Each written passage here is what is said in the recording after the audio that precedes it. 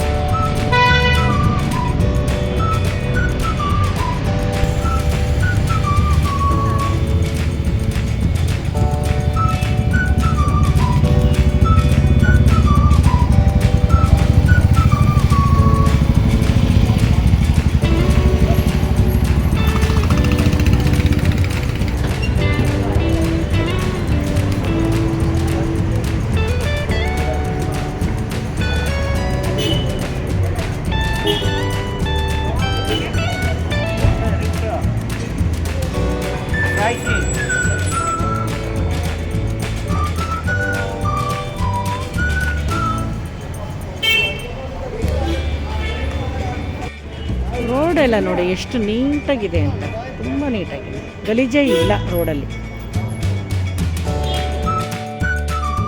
ಸಣ್ಣ ಜಾಗ ಅಂದರೆ ಅಷ್ಟು ಸಣ್ಣ ಜಾಗ, ಹತ್ರ ಅಂಗಡಿಗಳು, ಎಷ್ಟು ಜನ ಇದ್ದಾರೆ. ಆದರೆ ರೋಡಲ್ಲಿ ಹುಡುಕ್ತೀನಿ ಅಂದರೂ ಒಂದು ಕಸ ಸಿಕ್ಕಲ್ಲ ಮಾತ್ರ. ಇಲ್ಲಂತಲ್ಲ, ಈ ಸ್ಟ್ರೀಟ್ ಅಂತಲ್ಲ, ಇಡೀ ನೇಪಾಳಲ್ಲೇ ಹಾಗೆ ಏನು ನೀಟಾಗಿ ಇಟ್ಕೊಂಡಿದ್ದಾರೆ ಅಂದರೆ ತುಂಬ ಖುಷಿ ಆಗುತ್ತಪ್ಪ ನಿಜವಾಗ್ಲೂ.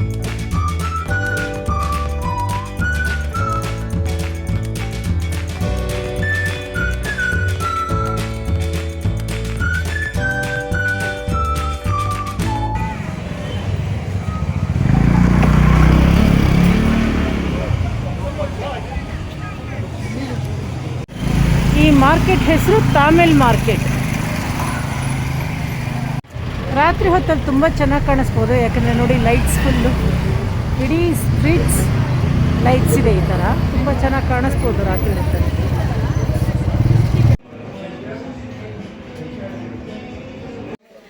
ಟೀ ಶಾಪ್ ನೋಡಿ ಇಲ್ಲಿ ಸಣ್ಣದಾಗಿ ಎಷ್ಟು ಚೆನ್ನಾಗಿದೆ ಇಲ್ಲಿ ಟೀ ಶಾಪ್. ಇದು ಪಾನಿಪುರಿ ಬಿಸಿ ಬಿಸಿ ಮಾಡ್ತಾ ಇದ್ದಾರೆ ನೋಡಿ ಇಲ್ಲಿ. ನೇಪಾಳದ ಲೋಕಲ್ ಸ್ಟೋರ್.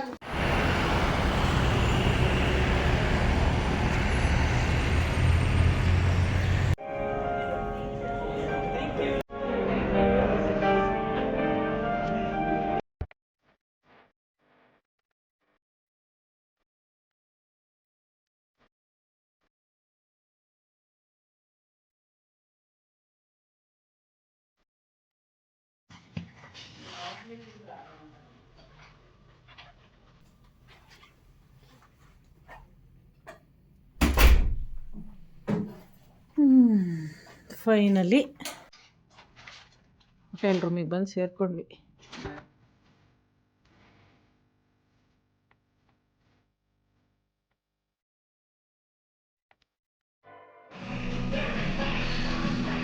ಲೆವೆಂತ್ ಫ್ಲೋರ್ನಲ್ಲಿದೆ ಇದು ಬಾರು.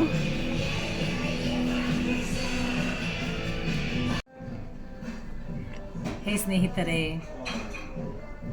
ನೇಪಾಲ್ ಕಠ್ಮಂಡುನಲ್ಲಿದ್ದೀವಿ. ಸೊ ನಾನೊಂದು 2 ಇಂಪಾರ್ಟೆಂಟ್ ಥಿಂಗ್ಸ್ ನಿಮ್ಗೆ ಹೇಳಬೇಕು ಅಂತ.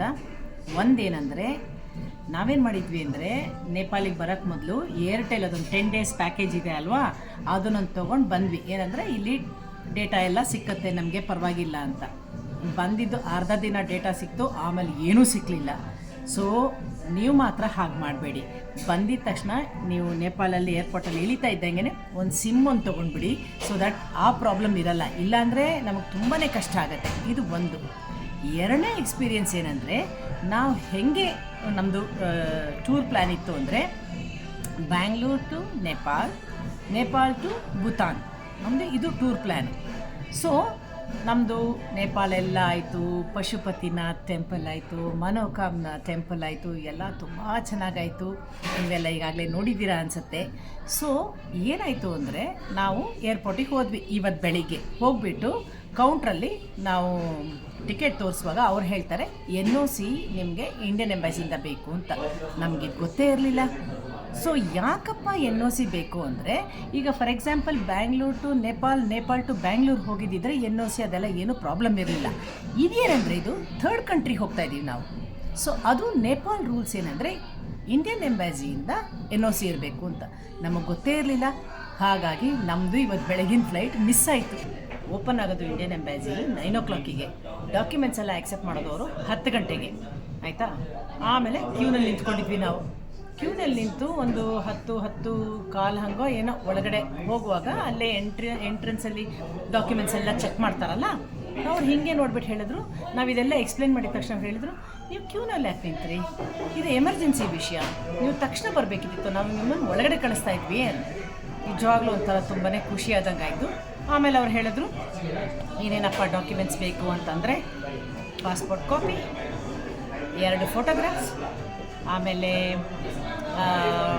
ಎಂಟ್ರಿ ಸ್ಟ್ಯಾಂಪ್, ನೇಪಾಳಿ ಬಂದಿರೋ ಎಂಟ್ರಿ ಸ್ಟ್ಯಾಂಪ್, ಆಮೇಲೆ ನೇಪಾಳಿ ಕರೆನ್ಸಿ ಬೇಕಿತ್ತು, ನಮ್ಮ ಹತ್ರ ಇರಲಿಲ್ಲ. ಸೊ ಹಾಗಾಗಿ ನಾವು ಅವ್ರು ನಮಗೆ ಫೇವರ್ ಮಾಡಿದ್ರು.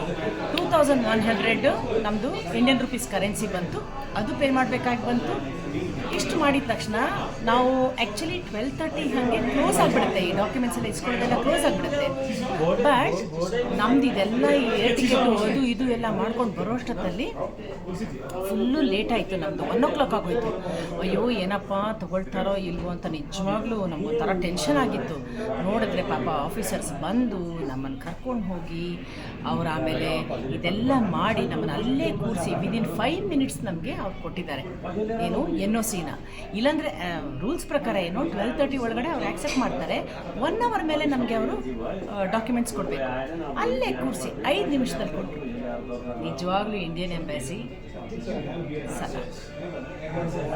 ಅಷ್ಟು ಖುಷಿ ಆಯಿತು ಮಾತ್ರ. ಎಲ್ಲ ಆಯಿತು. ಆಮೇಲೆ ಹೋಟೆಲ್ ಬುಕ್ಕಿಂಗು, ಇವಾಗ ನಾವು ಹೋಟೆಲ್ ಬಂದು ಸೇರಿಕೊಂಡಿರೋದು ಮರ್ಕ್ಯೂರ್ ಹೋಟೆಲ್ ಅಂತ. ಸೊ ಇಲ್ಲಿ 11th floorನಲ್ಲಿ ಬ್ಯೂಟಿಫುಲ್, ಏನಂದರೆ ನೈಟ್ ವ್ಯೂ ನೇಪಾಳ್ ಅಷ್ಟು ಬ್ಯೂಟಿಫುಲ್ ಕಾಣಿಸ್ತಾ ಇದೆ. ನಿಮಗೆ ತೋರಿಸ್ತೀನಿ ನೋಡಿ ಸ್ನೇಹಿತರೆ, ಹೋಗೋಣ.